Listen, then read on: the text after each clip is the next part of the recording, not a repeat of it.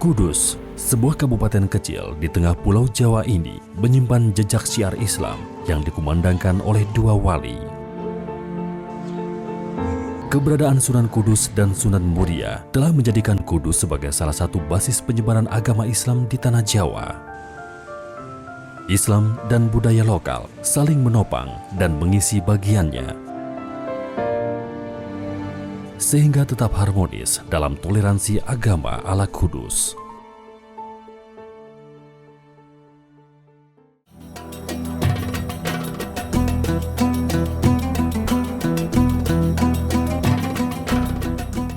Rokok kretek adalah salah satu jenis cerutu yang dibuat secara tradisional dan berkembang di Indonesia sejak awal abad ke-19. Dari kota Kuduslah awal transformasi tembakau kering bercampur cengkeh yang dibungkus kelobot atau daun jagung ini menjelma menjadi industri rokok pabrikan. Industri kretek telah mengambil peran vital dalam menyokong perekonomian masyarakat Kudus.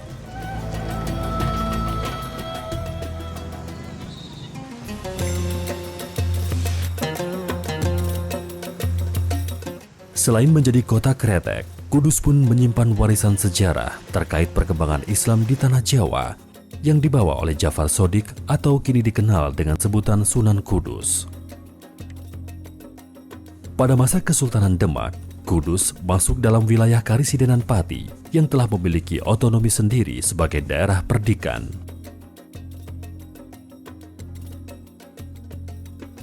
Perdikan merupakan wilayah bebas pajak dan upeti yang harus diserahkan kepada kerajaan yang melingkupi kawasan tersebut. Dalam hal ini adalah Kerajaan Demak.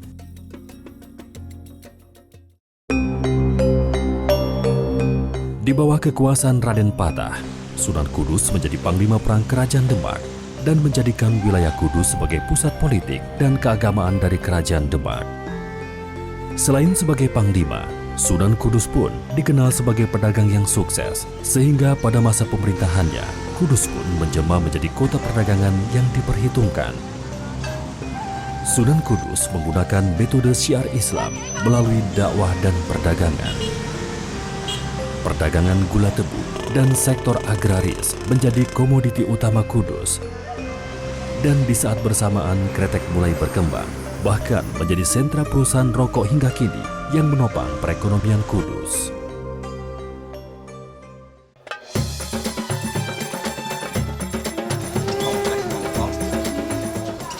Deni Nur Hakim, salah satu pengurus Yayasan Masjid Menara Sunan Kudus, mendampingi Ngasirun dan Pandu, dua staf Dinas Pariwisata dan Kebudayaan Kudus, menelusuri tapak Sunan Kudus.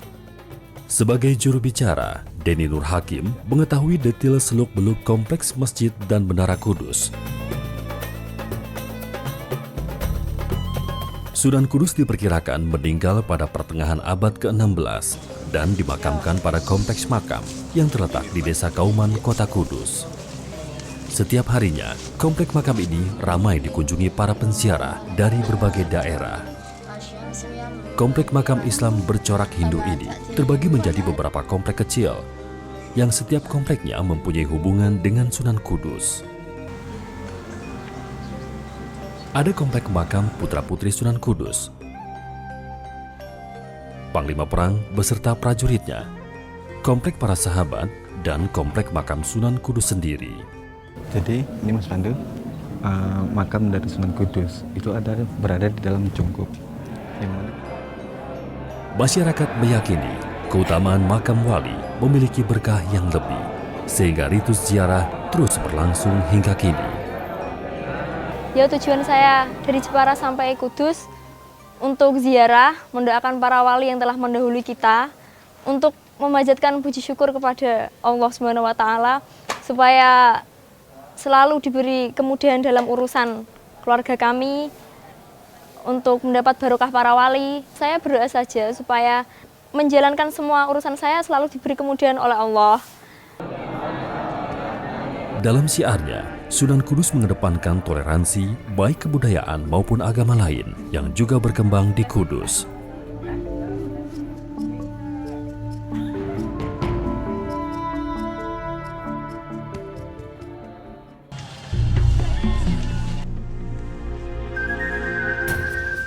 bangunan menara menjadi elemen paling menonjol dalam mengadopsi gaya arsitektur Hindu-Buddha yang telah berkembang sebelumnya. Menara setinggi 18 meter ini merupakan menara masjid tertua di Pulau Jawa. Selasar atau disebut juga Pradaksina Patha pada kaki menara sering ditemui pada bangunan candi bercorak Hindu yang berkembang di Jawa Timur pada era kekuasaan Majapahit. Kalau kita melihat itu menara itu bentuknya seperti arsitektur Hindu begitu ya. Tetapi kalau kita perhatikan lagi, ada terdapat perbedaan-perbedaan di dalam arsitektur menara itu sendiri. Di tubuh menara itu tidak dijumpai patung atau ukiran ataupun relief yang menceritakan tentang kehidupan manusia maupun binatang. Sementara yang kedua itu di tubuh menara ataupun di sekitar menara itu sendiri tidak dijumpai arca. Dan yang ketiga itu adalah tata letak dari keberadaan menara itu sendiri. Tubuh menara ini dibagi menjadi 3 bagian, yakni kaki, badan, dan puncak, yang dihiasi oleh 32 piringan bergambar. Berdasarkan penelitian 2 arkeolog asal Jepang, Sakei Takashi dan Takimoto Tadashi, keramik yang ada di Menara Kudus adalah buatan pabrik di Vietnam pada abad ke-14 hingga 15 Masehi. Ketinggiannya tadi berapa meter Mas? Ketinggiannya kurang lebih sekitar 18 meter sampai dari di puncak. Di sini ada Iya, sebuah di bawah. inskripsi yang bertuliskan huruf Jawa yang berbunyi Gapura Rusak Ewang Jagat. Nah, itu diartikan oleh beberapa peneliti itu sebagai tahun peringatan renovasi puncak menara. Nah, yakni dari inskripsi tersebut diartikan sebagai angka tahun 1609 tahun Saka atau 1685 Masehi. Mustoko atau puncak atap tumpang menara yang dipengaruhi budaya lokal turut memberikan detail pada arsitektur bangunan candi.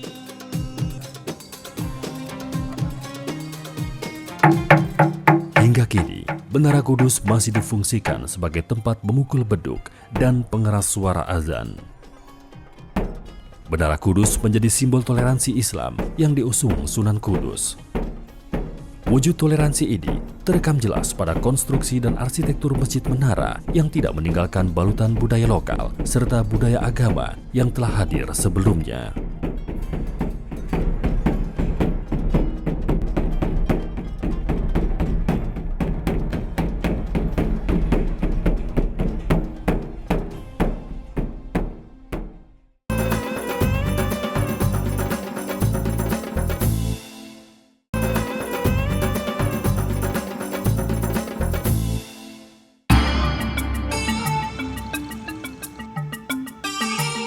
Berdasarkan peninggalannya, pusat kota Kudus pada masa Kesunanan berada di wilayah Masjid Menara, yang kemudian dipindahkan oleh Portugis ke daerah Demakan atau Pendopo kini. Maka di komplek Masjid Menara ini banyak ditemukan peninggalan Islam khas Sunan Kudus. Ada berapa ya gapura bentar? Gapura ini berfungsi sebagai pintu gerbang menuju bagian dalam komplek masjid, seperti tempat wudhu yang mengarah ke dalam Masjid Al-Aqsa hingga jalur ke arah pendopo tajuk pertemuan. Bangunan Masjid Al-Aqsa ini. Ini kalau kita lihat, ini dahulu sudah mengalami renovasi. Istilahnya ada yang lama, ada yang baru. Oh iya. Iya. Ukurannya beda? Ukurannya kita buat pada saat renovasi itu dibuat sama. Gitu Kita ya, bisa membedakannya itu antara batu bata yang lama dengan batu bata yang baru. Kondisi dari batu batanya ini tidak ada lumut. Itu yang lama. Itu yang lama. Kalau yang baru kalau kita lihat di bawah ini. Terdapat 2 jenis gapura di komplek Masjid Al-Aqsa, yakni gapura bentar dan paduraksa. Dibuat bersama. Gapura bentar tidak menyatu dan terkesan pecah.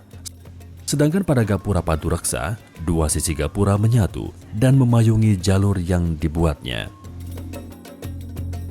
Perpaduan gaya arsitektur Hindu Jawa dengan Islam tidak hanya terdapat pada gapura, tetapi juga pada tata ruang berlapis pada komplek Masjid Menara. Elemen lain yang juga masih dipertahankan keasliannya adalah tempat wudhu pria. Pancuran dengan kepala arca yang berjumlah 8 buah ini akrab dengan falsafah Buddha yang berbunyi Asta Sanghika Marga, yang berarti 8 jalan utama. Pada bagian dalam masjid pun masih tersimpan peninggalan konstruksi Masjid Sunan Kudus yang dilestarikan. Semula, Gapura Padureksan yang berdiri tegak di bagian serambi depan Masjid Al-Aqsa ini merupakan pagar benteng pada zaman kewalian Sunan Kudus. Yang mana dahulunya ini kalau kita lihat dari foto-foto asli sekitar awal abad ke-20, di sebelah kanan kiri dari gapura ini adalah ada 2 buah gapura kecil, yang itu yang dinamakan dengan gapura kembar. Karena bentuk sekarang sudah dihilangkan dikarenakan untuk perluasan dari teras masjid sini. Karena sudah tidak mampu menampung jumlah jemaah, maka pada tahun 1933 Masjid Al-Aqsa mengalami perombakan pada bentuk dan ukurannya. Di antara tumpang itu ya, tumpang pintunya itu ada inskripsi yang bertuliskan huruf Arab yang diartikan kurang lebih pintu ini dibuat pada saat zamannya penghulu tambak haji berangka tahun 1214 Hijriah. Gapura Paduraksan dengan ukuran yang lebih kecil pun berdiri di bagian dalam Masjid Al-Aqsa. Dahulu gapura ini difungsikan sebagai pintu masuk ke dalam bagian inti dari Masjid Al-Aqsa. Ini kalau kita lihat di sini ada angka tahun, cuman kita tidak bisa memastikan apakah ini pada saat renovasi pintu ini atau pembuatannya gitu. Tapi kalau kita prediksikan ini adalah sebagai angka tahun renovasi. Selain gapura, bagian Masjid Al-Aqsa yang masih dipertahankan bentuk aslinya adalah mihrab. Sekarang kita lihat di sini ada mihrab pengimaman yang mana di atasnya ada sebuah batu prasasti yang bertuliskan huruf Arab. Nah, yang mana batu prasasti tersebut ada 4 poin penting.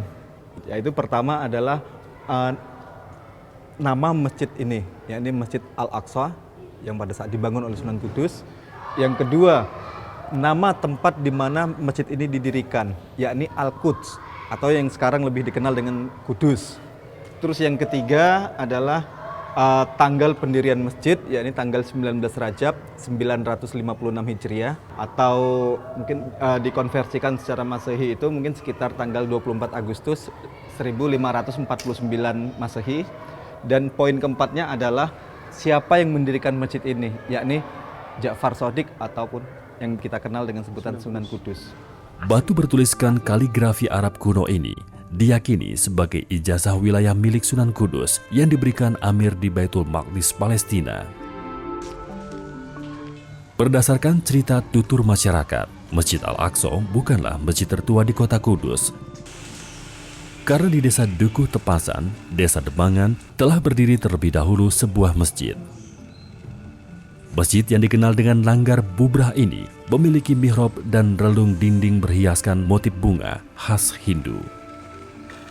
Tidak hanya itu, beberapa peninggalan masa klasik Hindu-Buddha pun ditemui di sini, seperti pilar berwujud Dewa Siwa, serta lingga dan yoni. Masjid lain yang juga memiliki keterkaitan dengan Sunan Kudus adalah Masjid Langgar Dalem. Dari toponim masjid dan Condro Sengkolo Sengkalan Memet berupa panel relief pada traf tangga masjid menguatkan keterkaitan masjid ini dengan Sunan Kudus. Masjid dengan gapura Padureksan di bagian dalamnya ini diyakini sebagai tempat tinggal Sunan Kudus yang dibangun pada 1458 Masehi. Sunan Kudus membangun masjid, beliau juga membangun rumah tinggal.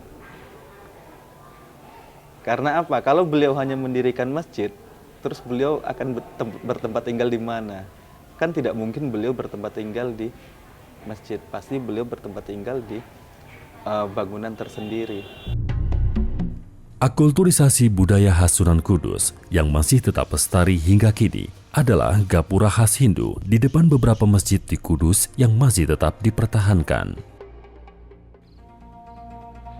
seperti Masjid Loram Kulon dengan gapura Paduraksan yang dibangun pada tahun 1586 Masehi. Bentuk asli gapura masih tetap dipertahankan meski telah mengalami beberapa kali renovasi. Di Kecamatan Mejobo pun masih dilestarikan gapura Paduraksan yang didirikan pada abad ke-15 Masehi.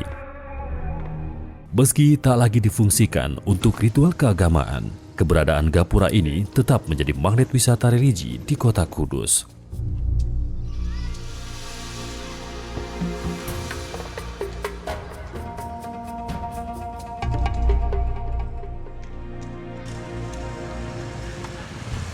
Sunan Kudus dengan kebijakannya mampu mengkulturisasi kebudayaan Hindu Jawa dengan Islam yang pengaruhnya terasa hingga kini.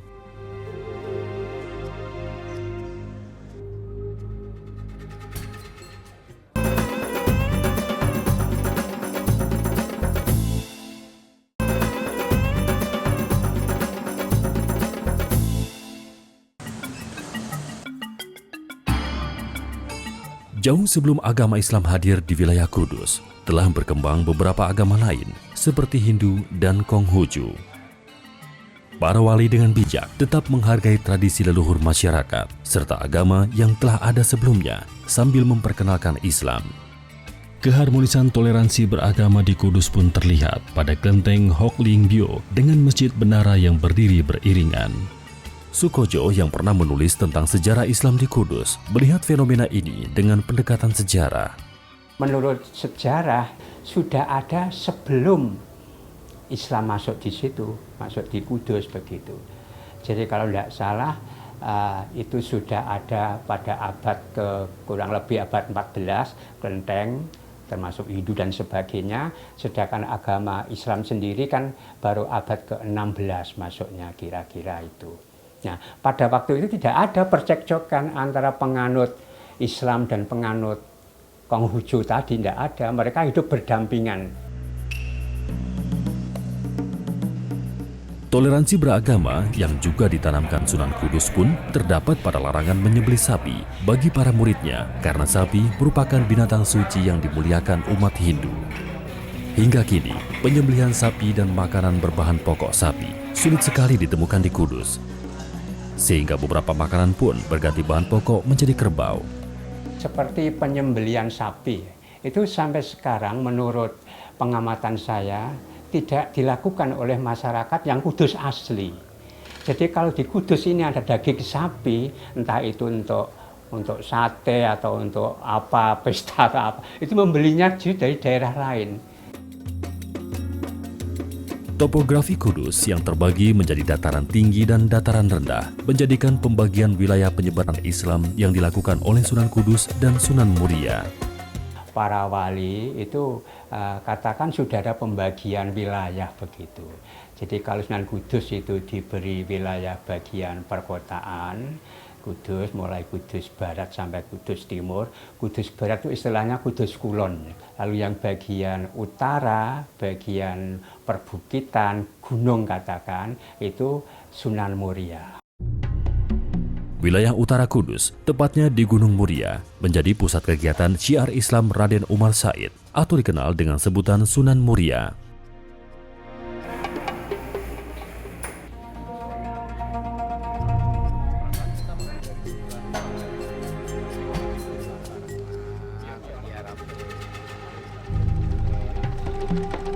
Sunan Muria dimakamkan di Gunung Muria, berdekatan dengan Masjid Peninggalan Sunan Muria yang kini dikelola oleh Yayasan Masjid Makam Sunan Muria.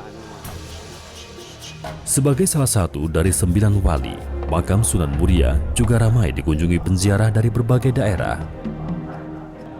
Tak kurang dari 1000 penziarah yang datang setiap harinya ke makam Sunan Muria. Masyarakat meyakini makam para wali merupakan tempat yang makbul untuk memanjatkan doa. Makam Putra Sunan Kalijaga ini dibangun pada abad ke-15 dengan bahan baku batu dan marmer yang hingga kini tetap terjaga kondisinya. Kalau di dalam Cungkup ini cuma satu-satunya makam beliau Kanjeng Sunan Muria Raden Umar Said. Cungkup makam Sunan Muria yang dikelilingi oleh makam murid serta keturunannya ini dibuka setiap Jumat Pahing dan Jumat Kliwon agar penziarah bisa melihat lebih dekat makam penyebar agama Islam ini. Untuk yang masih sampai saat ini, Ya. pertama petilasan makam ini, Ya. yang kedua gendong masjid. Masjid. Masjid sekarang mihrabnya, pengimamannya. Mihrabnya ya. Terus beduk itu Beduk. menurut ceritanya juga aslinya dari sini, Iya, iya. tapi lama hilang, terus ditemukan masyarakat dikembalikan ke sini. Setelah berziarah, para pengunjung pun diarahkan menuju gentong keramat Sunan Muria yang berada di dalam komplek makam Sunan Muria. Gentong peninggalan Sunan Muria dengan air yang berasal dari Gunung Rejengu dijadikan sumber berkah para penziarah yang datang. Air dari gentong ini dipercaya masyarakat bisa menjadi tambah atau obat menyegarkan tubuh. Peninggalan lain Sunan Muria adalah masjid yang berada di Desa Colo, Kecamatan Dawe, yang kini telah mengalami perombakan pada bentuknya. Ini batu umpak yang sudah ganti, yang asli kan ada di depan sudah diganti. Kenapa ganti? Dulu pertimbangannya supaya masjid ini tambah besar, perkembangan jamaah, sehingga ini perlu ditinggikan. Sunan Muria pun memiliki sifat yang sederhana dan kurang tertarik masuk dalam dunia politik, sehingga beliau lebih memilih menyebarkan agama Islam di daerah pegunungan. Ini agak berbeda dengan mihrab-mihrab di lain masjid lain misalnya. Ini menjorok ke depan ya? Ya, betul, Tidak ini. ke belakang sana. Ini Ada mihrabnya memang menjorok ke depan, tidak ke dalam, tidak seperti masjid-masjid yang lain. Ini mungkin karena kesederhanaan beliau, tidak sifat beliau yang tidak ingin dipuji, ingin menonjolkan diri, terus ini juga diwujudkan dalam pengimaman masjidnya juga menjorok ke dalam. Ini yang di atas ini mungkin semacam apa ya? Jimat. Ini ayat-ayat Quran sekarang dibuat istighosah itu. Ini adalah salah satunya peninggalan Sunan Muria yang masih utuh ini. Ya, ini perlu diselamatkan karena ini sudah dicatat sebagai cagar budaya. Dalam dakwahnya, Sunan Muria mengedepankan ilmu tasawuf yang menitik beratkan pada pembinaan mental masyarakat. Ini manfaatnya Ini untuk waktu Jum'ah, waktu hari raya, untuk pelaksanaan khutbah. Motif pada mimbar terbuat dari 3 lengkokan yang diukir dengan alat sederhana. Di dalam Masjid Muria pun tersimpan beduk dan jagrak beduk berbahan kayu jati dan kulit kerbau yang dibuat pada tahun 1834 Masehi. Pada bagian belandar jagrak atau tempat menggantungkan beduk terdapat ukiran berbahasa Jawa dan angka tahun.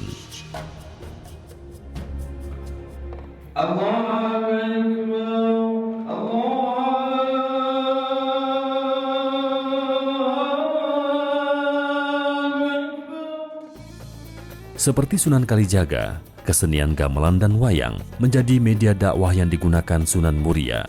Hingga beliau pun menciptakan beberapa kidung Jawa seperti Macopat, Kinanti, dan Sinom yang bernafaskan Islam. Sunan Muria dengan kesederhanaannya dan Sunan Kudus dengan toleransi agamanya merupakan suri tauladan yang dapat dipetik dari kisah perjuangan syiar Islam kedua wali ini. Dan perjuangan syiar Islam pun tak berhenti sampai di sini. Para waliullah terus bermunculan di berbagai daerah di Nusantara.